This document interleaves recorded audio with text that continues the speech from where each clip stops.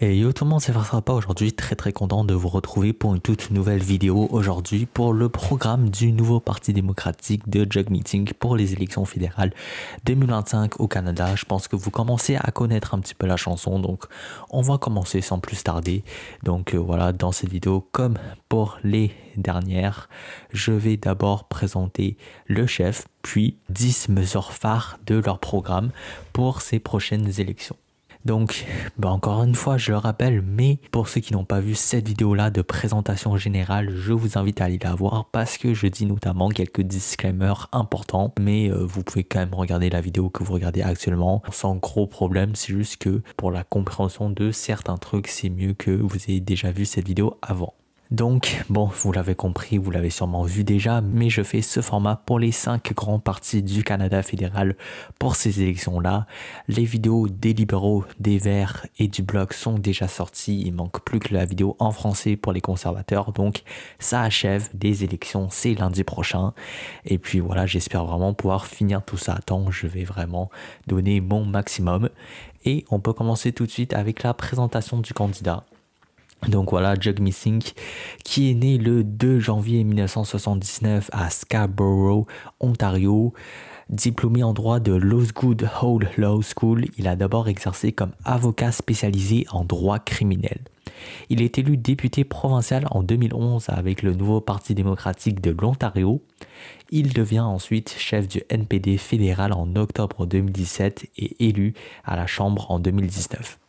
Ça c'est dit et on va pouvoir passer directement aux 10 mesures, à commencer par le logement, donc ce que les nouveaux démocrates promettent au niveau du logement. Donc tout d'abord, ils souhaitent construire 3 millions de nouveaux logements d'ici 2030, en plus de 100 000 logements sociaux et abordables d'ici 2035.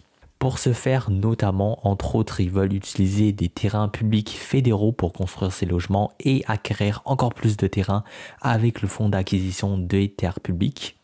Ils souhaitent également former 100 000 travailleurs de la construction avec 2 nouveaux programmes de formation évalués donc au total à 16 milliards de dollars. Ensuite, pour les logements déjà en place, ils veulent interdire les baux à durée déterminée ainsi que les rénovictions, donc une technique pour monter les coûts des loyers rapidement. Ils veulent également empêcher aux propriétaires financiers prédateurs, qu'ils appellent donc des fonds spéculatifs, des fiducies de placement immobilier, etc., d'acheter des logements abordables au Canada. Et pour finir, ils souhaitent investir 2 milliards de dollars de plus au fonds de protection des loyers pour aider les OBNL comme les associations de locataires. Deuxième mesure, j'ai regroupé tout ce que le NPD propose niveau international. Donc tout d'abord, ils veulent interdire la présence de Donald Trump au G7. Ensuite, ils promettent un embargo sur les armes destinées à Israël. Ils promettent également de consacrer 0,7% du revenu national brut à l'aide internationale. Ils promettent de reconnaître l'État de Palestine ainsi que de sanctionner les proches de Netanyahou. Et pour finir, ils veulent créer une force de 500 personnes pouvant être déployées pour les missions de la paix de l'ONU. Troisièmement, voici les promesses du nouveau Parti démocratique pour la défense et l'armée. Donc tout d'abord, ils disent qu'ils vont augmenter les dépenses de défense à 2% du PIB d'ici 2032.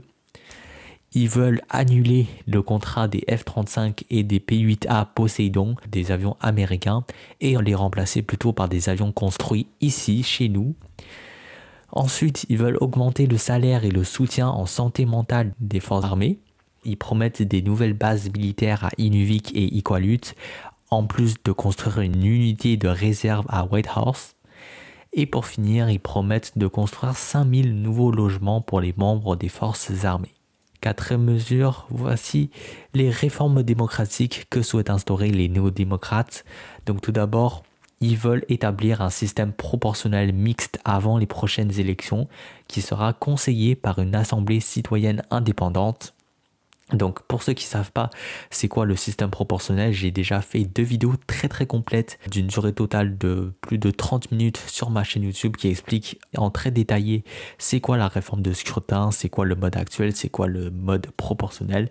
Donc allez checker ça si ça vous intéresse. Mais en gros, le système proportionnel c'est juste un système pour représenter plus fidèlement le vote de l'ensemble des Canadiens. Ensuite, beaucoup plus simple, mais les néo-démocrates promettent le droit de vote à 16 ans. Ils veulent également mettre des langues autochtones sur le bulletin de vote dans les territoires autochtones, donc pour que le processus de vote puisse se faire plus facilement pour eux. Et enfin, ils souhaitent garantir une période de vote de 3 jours, donc au lieu de juste 1 jour actuellement. Et ça serait en plus du vote par anticipation qui a lieu une semaine avant.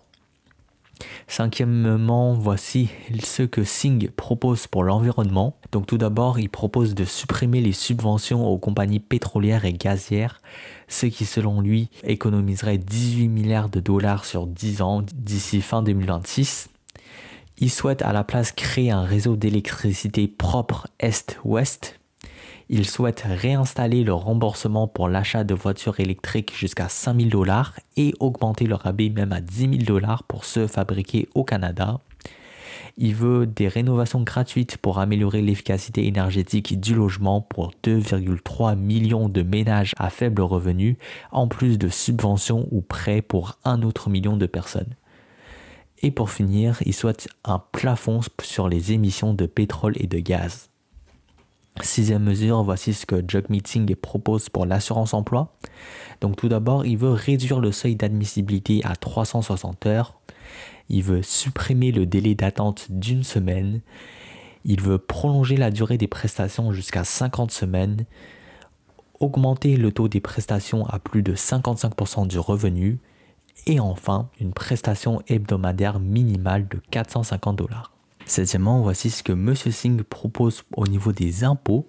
Donc tout d'abord, il veut que le montant personnel de base passe à 19 500 dollars, mais reste à 13 500 dollars pour ceux gagnant plus de 177 000 dollars. Il propose de verser aucune prestation pour les gens gagnant plus de 235 000 dollars.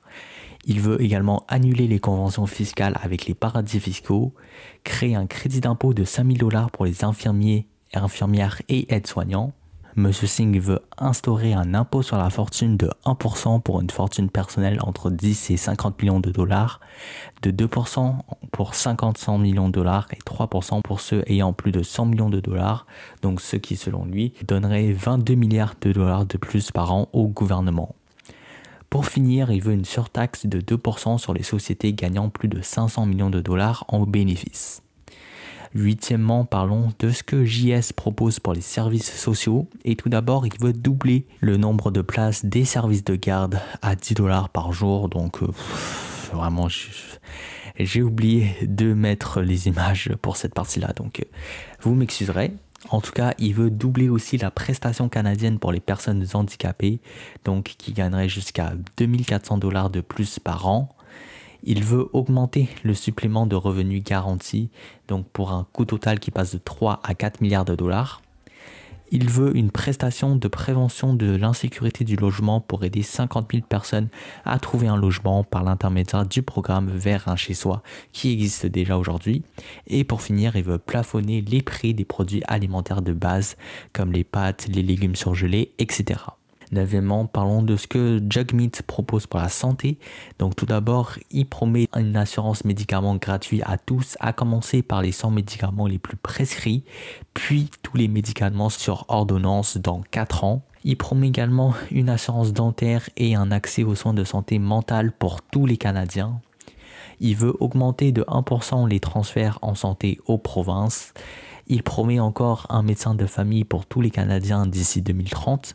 Par contre, il veut instaurer des conditions pour que les provinces obtiennent un transfert de santé. Donc, pour avoir l'argent du fédéral, il faudrait par exemple qu'il n'y ait pas de privatisation, pas de facture par des entreprises, des stratégies d'embauche, etc.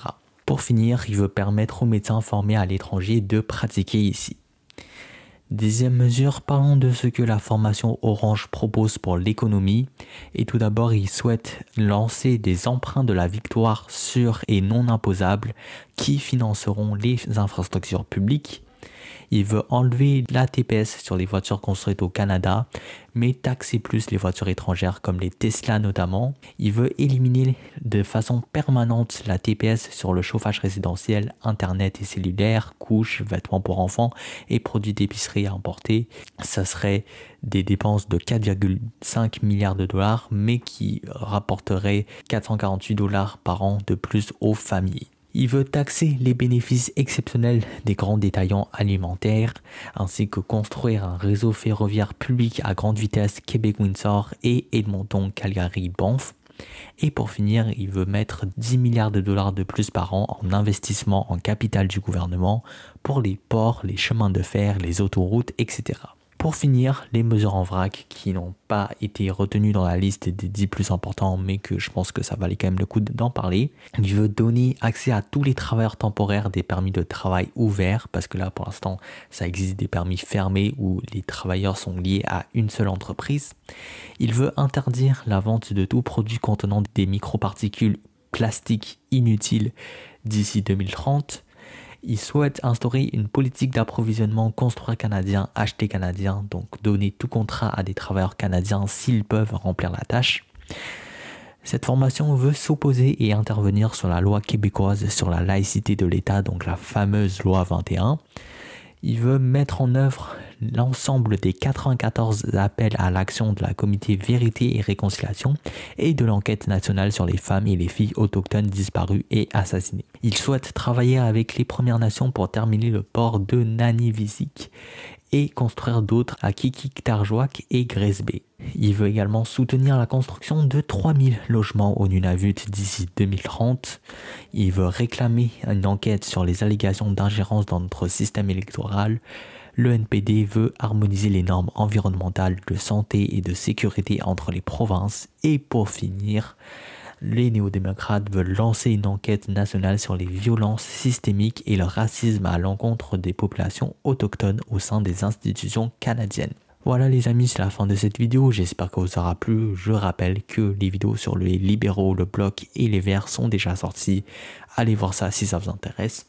Et puis nous on se dit donc quasiment à demain ou après-demain pour le programme des conservateurs. Donc salut tout le monde, c'était Farsapa, à plus à la prochaine. Allez, ciao!